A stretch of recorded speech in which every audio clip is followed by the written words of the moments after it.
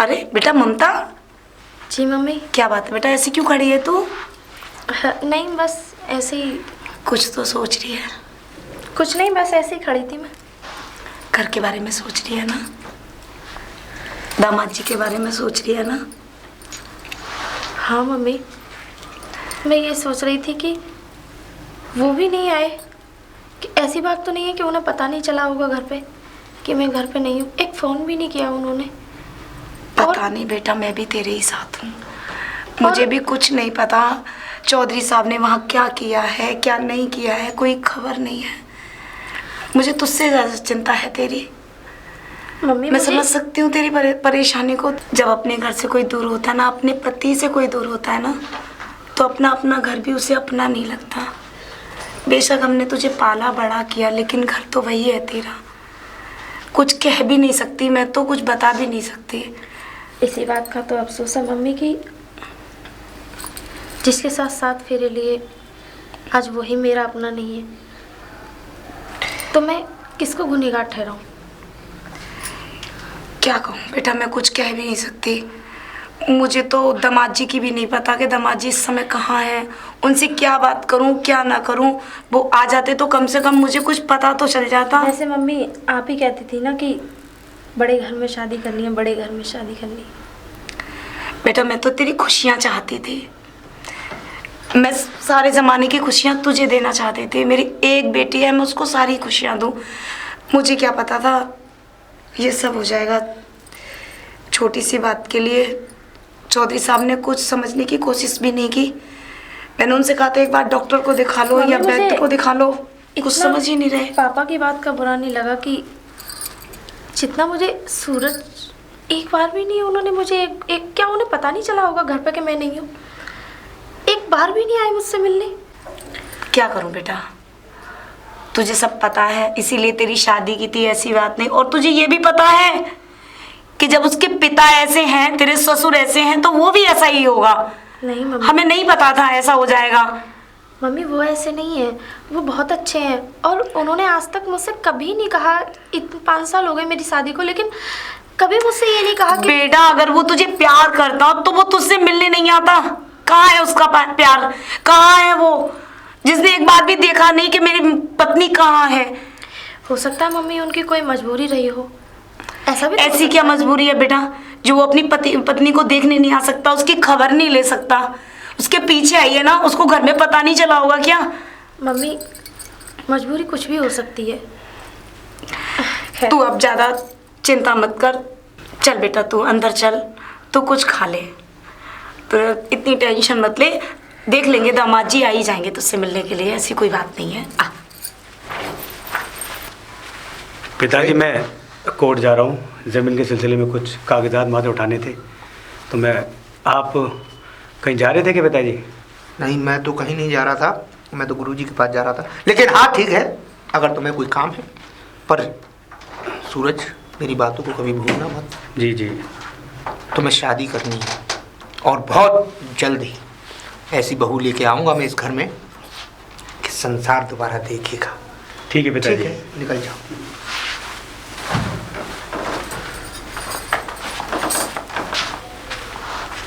गुरुदेव, गुरुदेव। श्री राम। अरे ठाकुर, सदा खुश रहो बेटे, खुश रहो, खुश चिरंजीव रहो। गुरुदेव। हाँ बेटा, कैसे आना हुआ? कुछ काम था।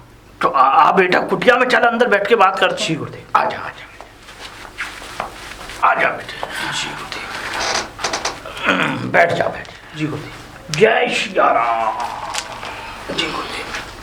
गुरुदेव, मैं आपके पास बहुत जरूरी काम से आया हूँ। बोलो बच्चा। गुरुदेव, आपका शिष्य बड़ी विपदा में है।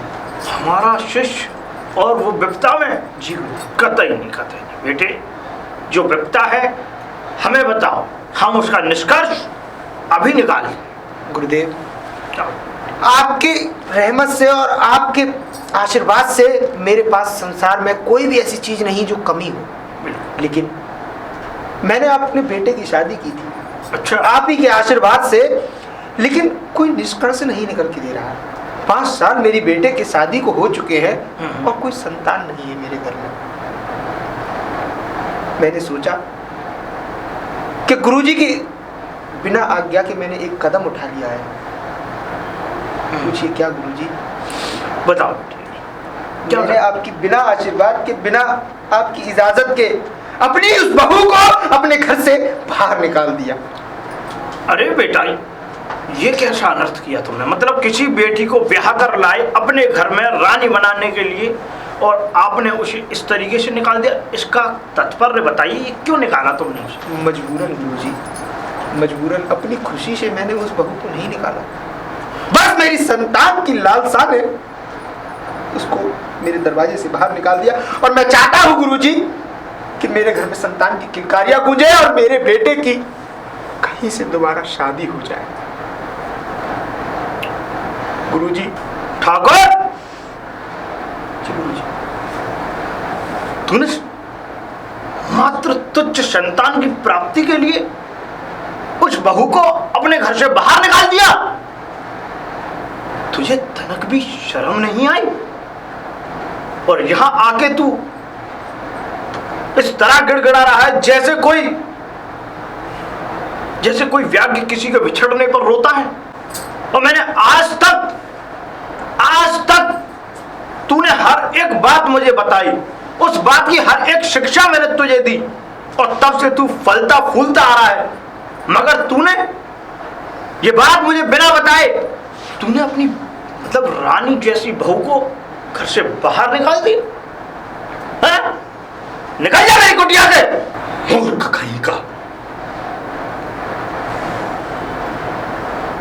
गुरुजी, बस मैं इतना सा चाहता हूं कि आपके आशीर्वाद से मेरे बेटे की दोबारा विवाह हो जाए, जिससे कि उसका जीवन दोबारा फल फूल जाए। वाह, दूसरी शादी करना चाहता है ठाकुर? दूसरी शादी? ये तुच्छ विचार कहां से लाते हो आप अपने मन में? अरे ठाकुर, ठीक है, मैंने माना कि तू अपने बेटे की दूसरी शादी करवाना चाहता है, हो भी जाएगी। मगर मैं इस बात का प्रस्ताव देता हूं, कभी खुश नहीं रहेगा। आज मेरी बात को गांठ बांध ले, खुश नहीं रहेगा। गुरुजी, मुझे आज्ञा दीजिए। मत छू मेरे पैर। लानत आती है मुझे तेरे जैसे शिष्य पर, जो कि मुझे बिना बताए किसी काम को खुद ही अपने आप कर लेते हैं। निकल जा। ठीक है गुरुजी, आपकी दुत्कार को ही मैं आशीर्वाद समझ के जा रहा हूँ। प्रणाम गुरुजी।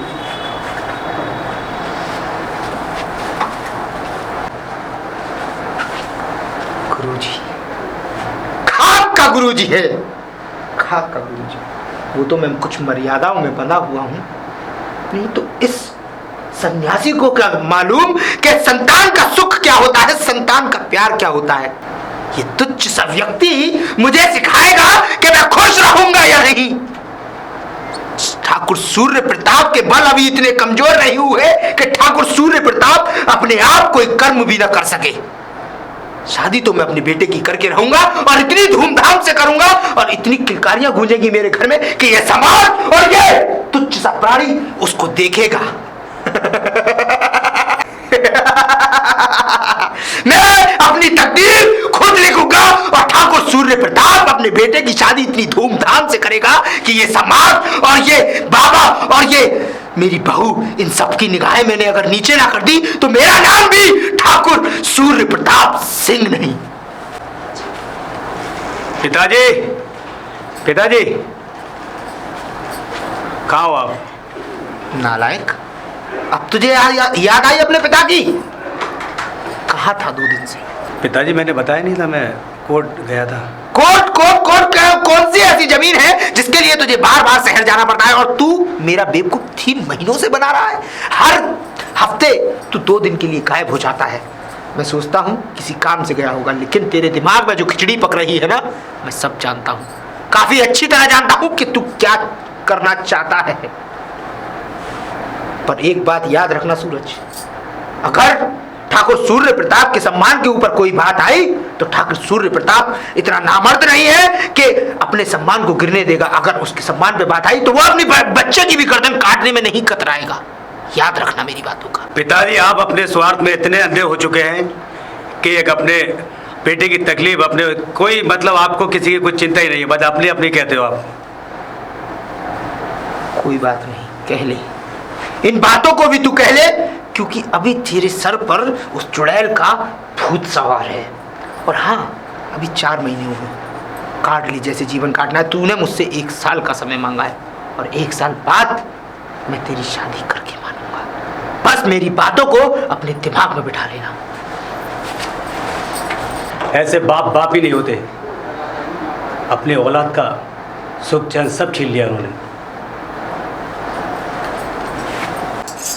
अलग निरंजन बम बम भोलेनाथ, जय हर हर शंभो।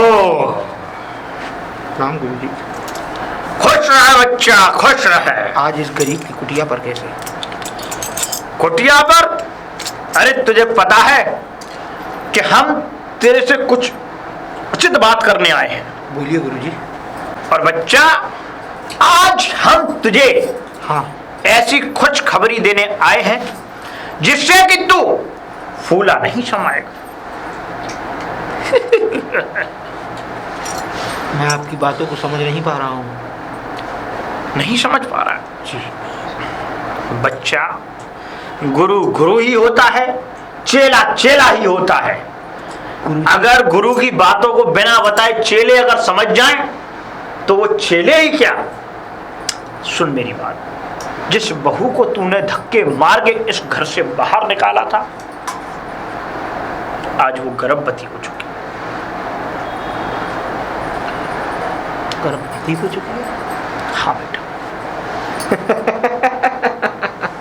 मुझे तो पता था कि वो औरत एक उल्टा है। मुझे पता था कि वो औरत समाज में रहने लायक नहीं है। मुझे पता था जो भी फैसला मैंने आज तक किया वो मेरे लिए ठीक था। मैंने अपने बेटे के लिए जो भी सोचा वो ठीक था। वो औरत मेरे बेटे के लायक नहीं थी। मुझे पता थी कि वो गरीब घर की है और वो ऐसी ही निकलेगी। मेरी सोच एकदम सही थी। और हाँ गुरुजी, क्या कहते हैं आप? वो गर्भवती हुई है, मेरी तकदीर बदल गई? नहीं गुरुजी, अब मैं अपने बेटे की शादी कल के कल करूंगा और डंके की चोट पर करूंगा। ये सूरज प्रताप सिंह का वादा। अगर एक और लफ्ज तूने अपने मुंह से निकाला ना, ध्यान रखना।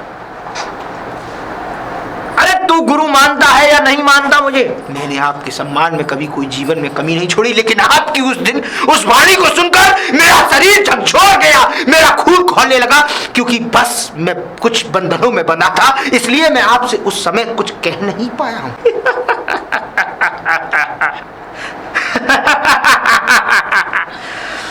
नादान बच्चे, तू अपने स्वार्थ में इतना अंधा हो चुका है कि तुझे किसी भी बात का बोध नहीं होता।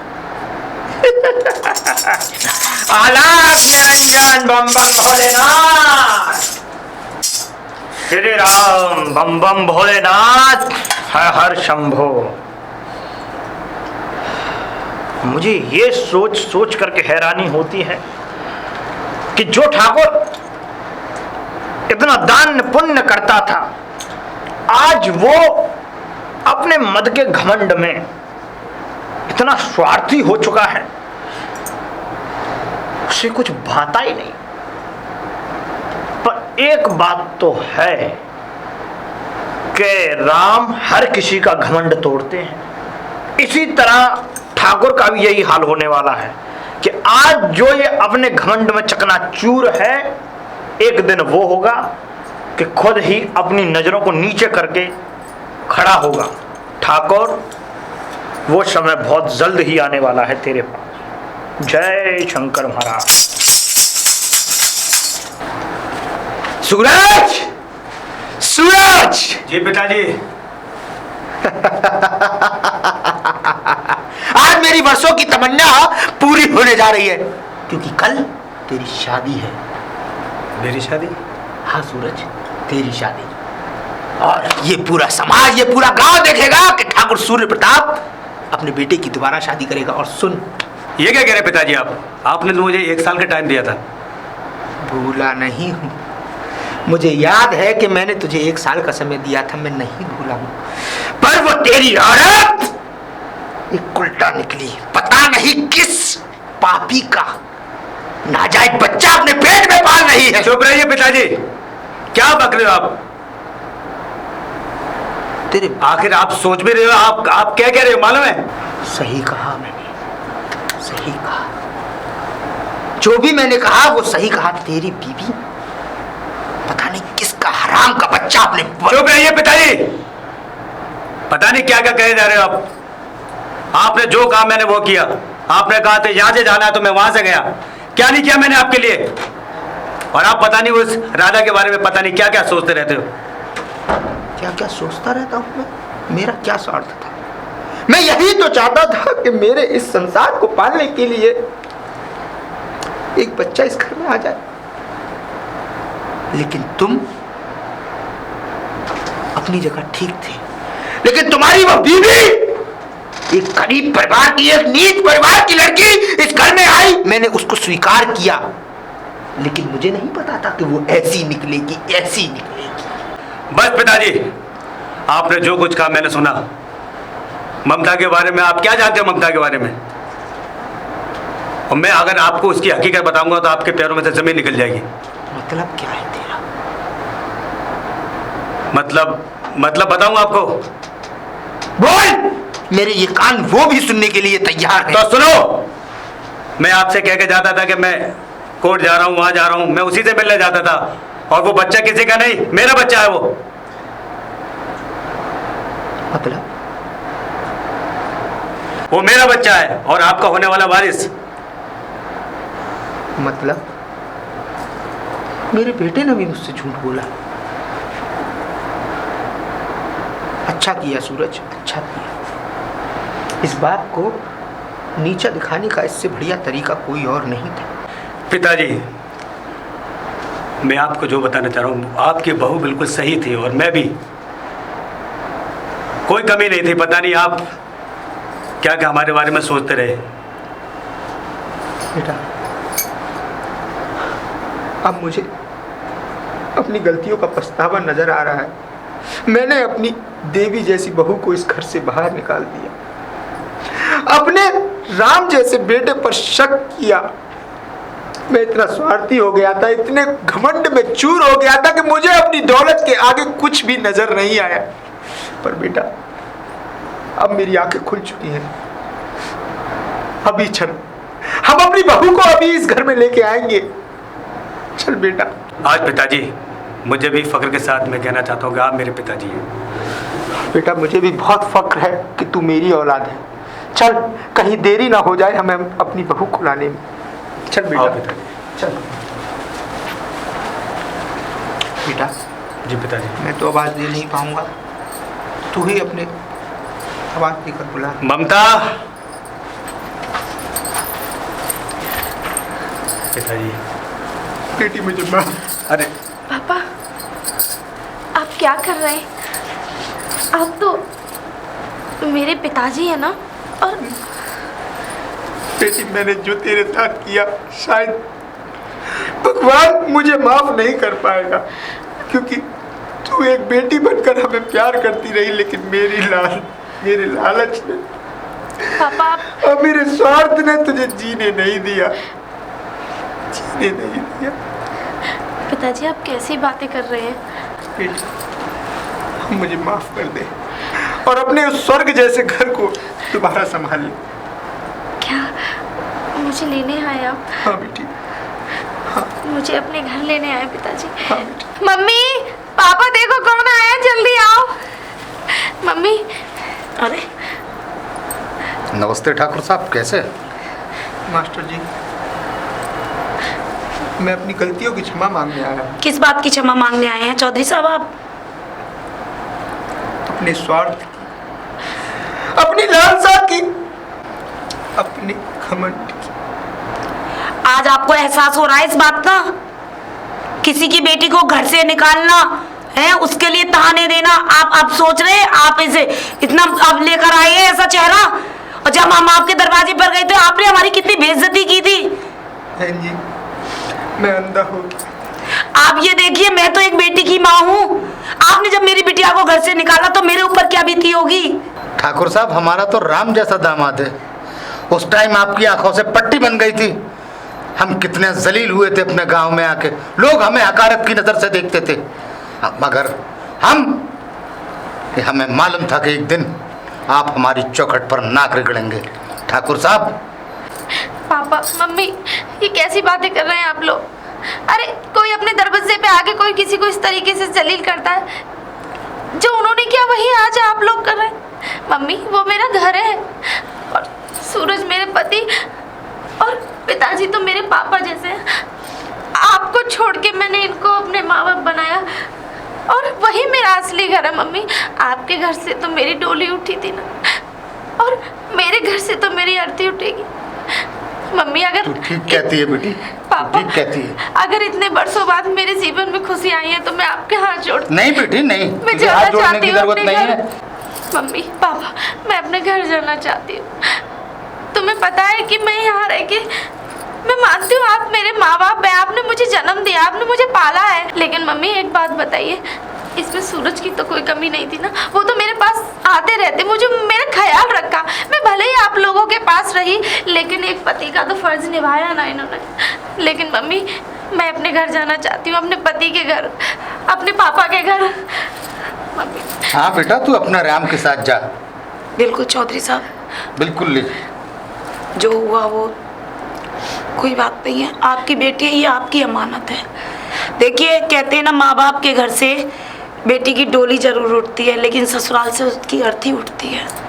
हाँ साहब, मास्टर जी, ये आपका बड़प्पन है। जो इतनी गलतियां करने के बावजूद आपने मुझे क्षमा की, आप महान हैं। नहीं ठाकुर साहब, आपको हाथ जोड़ने की जरूरत नहीं है। अगर मैं नहीं। अपनी पगड़ी भी आपके चरणों में, नहीं नहीं ठाकुर साहब, नहीं तो वो भी मेरे लिए कम होगा। नहीं, आप हमारे लिए बहुत मान सम्मान रखते हैं। चल बेटी, बेटिया, अपने ससुराल जाने की तैयारी कर। तू अपने ससुराल जाने की तैयारी कर, वही तेरा घर है। बेटा सूरज, बहू के लेके चलो। और अब ठाकुर सूर्य प्रताप की यहाँ खुशहाली पूरा संसार देखेगा।